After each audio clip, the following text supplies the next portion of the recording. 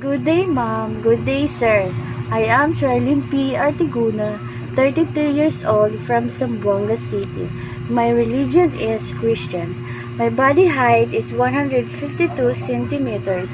My body weight is 55 kilograms. I am single and also a college graduate in a course of Bachelor of Science in Business Administration, major in Financial Management. I am a breadwinner in the family. I have 7 siblings and the oldest among them. My immediate plan to work in Hong Kong, Sir Madam, is to finish my contract or more. My duties and responsibilities is do the household chores like cleaning the house, do the laundry, ironing clothes, cooking food, and taking care of the children. I want to choose Hong Kong to work with. It was a good choice.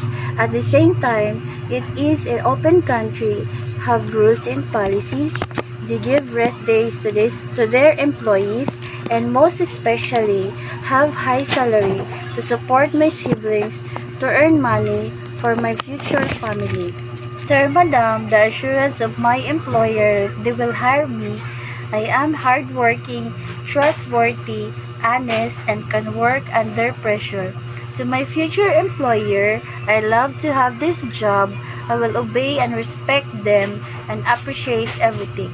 If they will teach me that can help them lessen household responsibility. If my employer wants me to cook Hong Kong food, I haven't done it yet, but I'd love to learn to cook for them just to please their cravings. Hoping that they will select me as your helper. Thank you. Hope to see you soon.